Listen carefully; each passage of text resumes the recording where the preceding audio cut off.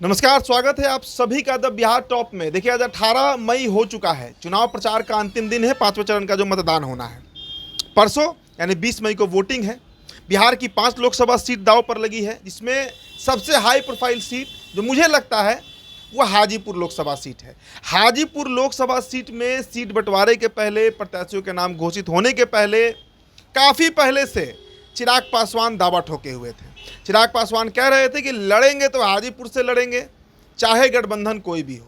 गठबंधन एनडीए बना, बीजेपी ने सारी शर्तें उनकी मान ली।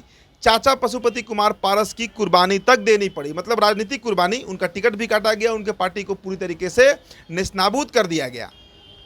अब वो फैसले की घड़ी आ गई है जब हाजीपुर के मतदाता ये तय करेंगे कि उनका अगला सांसद कौन होगा।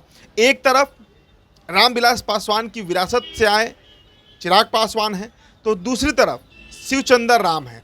अब शिवचंद्र राम कौन है?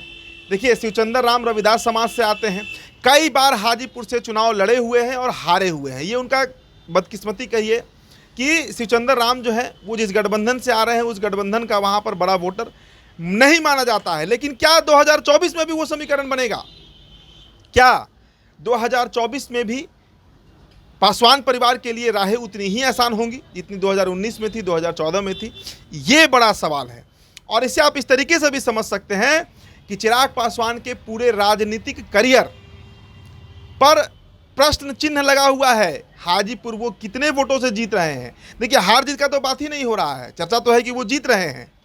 लेकिन अगर जातीय समीकरण को हम समझने का प्रयास करें, नरेंद्र मोदी के चुनावी सभा के भाषण को सुने, कल नीतीश कुमार जो वहां पर हाजीपुर में चिराग पासवान के लिए वोट मांगने गए थे, इन सभी फैक्टर्स को कैलकुलेट करें, मापदंड करें, तो ये समझ में आ रहा है कि चिराग के लिए लड़ाई एक तरफा नहीं है। इस बार लड़ाई वहां पर कांटे की टक्कर है।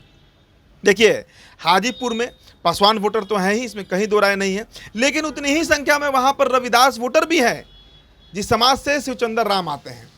इसीलिए लालू प्रसाद यादव जो है वो शिवचंद्र राम पर बार बार दाव खेलते हैं।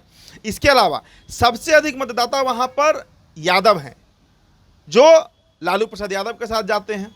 मुस्लिम मतदाता भी हैं। इसके अलावा राजपूत वोटर वहां पर डिसिसिव हैं। अब राजपूत कितने टर्नओवर हो रहे हैं, इस पर फैक्टर इस देखिए, जब जब राजपूत या जब जब यूं कहिए कि सवर्ण, भूमियार को भी आप इंक्लूड कर लीजिए क्योंकि वैशाली सटा हुआ लोकसभा सीट है, जब जब सवर्ण मतदाता पासवान परिवार से अलग हुए हैं, रामविलास पासवान भी वहां से 10 बार लड़े, 2 बार हारे, और 2 बार हारने के पीछे सवर्ण मतदाता जो है वो फैक्टर बने हैं। तो क्या इस बार भी सवर्ण मतदाता चिराग के साथ रहेंगे? कल देखिए, मुजफ्फरपुर में भूमिहारों की बैठक हुई। भूमिहारों ने यह तय किया कि हम एनडीए को वोट नहीं करेंगे। क्या उसका इंपैक्ट हाजीपुर पर भी पड़ेगा?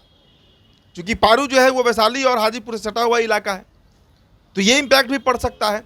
लेकिन इन सब के बावजूद 2-3 एंगल हैं इस पर चर्चा होनी चाहिए। सबसे पहला तो यही भाई कि पारस जी चुनाव प्रचार में क्यों नहीं जा रहे हैं, और क्यों चिराग के पार्टी के प्रवक्ता ये बात कह रहे हैं कि पशुपति कुमार, देखिए कल का बयान है, उनकी पार्टी के प्रवक्ता का मैं नाम नहीं रखूंगा, लेकिन उनका बयान है, कई चैनल पर मैंने सुना। चिराग पासवान की पार्टी के प्रवक्ता कह रहे हैं कि पशुपति कुमार पारस जो है वो चिराग पासवान को हराने में लगे हुए हैं। ये क्या साबित कर रहा है? क्या एनडीए के अंदर सब कुछ सही नहीं चल रहा है? क्या चिराग पासवान को इस बात का इल्म हो गया है? और क्यों नीतीश कुमार को चुनाव प्रचार में ले जाया गया? आखिर देखिए, कुर्मी वोट, धानुक वोट और कुशवाहा वोट भी बड़ी संख्या में आपको हाजीपुर में मिलेंगे, और ये वोटर्स नीतीश कुमार के वोटर हैं। और इस बार जो ट्रेंड देखने को मिला है 4 चरण के मतदान में, वो यही देखने को मिला है कि लवकुश हो या धानुक हो, और बड़ी संख्या में अति पिछड़े वोटर्स भी जो है वो एनडीए से टूट रहे हैं, जो पूरी तरीके से इंटैक्ट थे 2019 के लोकसभा चुनाव में और 2014 के लोकसभा चुनाव में। तो इस बात का भी डर कहीं ना कहीं चिराग को है, बीजेपी को भी है। और यही कारण है ना कि नीतीश कुमार को चुनाव प्रचार में ले जाया गया। नीतीश कुमार गए हैं, कल वोट मांगे हैं, लेकिन कितने कुशवाहा, कुर्मी और धानुक वोटर टर्न होंगे चिराग पासवान की तरफ, ये पता लगेगा 4 जून 2024 को, जिस दिन लोकसभा का चुनाव परिणाम आएगा। लेकिन अभी तक जो रिपोर्ट आया है, पशुपति कुमार पारस अगर वहां नहीं जा रहे हैं तो एक तरीके से समझिए कि ये चिराग के पक्ष में ही काम कर रहा है, क्योंकि एक भारी एंटी इनकम्बेंसी जो है वो पशुपति कुमार पारस के खिलाफ था। सांसद रहे वहां से, बावजूद इसके उनके नाम पर कोई बड़ी उपलब्धि छोड़िए, कोई काम तक नहीं है, वो लोगों से मिलने तक नहीं पहुंचे पशुपति कुमार पारस। और इसका सीधा रिपरकशन जो है वहां की जनता के बीच है।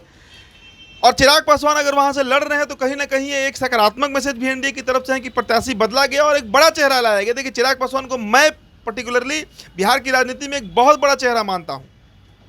युवा हैं और तेजस्वी को टक्कर दे रहे हैं, लेकिन इतना होने के बावजूद तय करेंगे वहां पर लवकुश, धानुक और सवर्ण वोटर वो किधर रह रहे हैं, भूमिहार किधर वोट दे रहा है, राजपूत किधर वोट कर रहा है, कोयरी किधर वोट कर रहा है, कुर्मी किधर वोट कर रहा है, इस पर तय होगा। धानुक किधर वोट कर रहा है, इस पर तय होगा कि चिराग पासवान के लिए इस बार की लड़ाई कितनी आसान है या फिर वो लड़ाई कितनी टफ होने जा रही है। देखिए, आज चुनाव प्रचार का अंतिम दिन है और चुनाव प्रचार के अंतिम दिन सभी नेता अपने पूरे जोर शोर से ताकत लगाते हैं।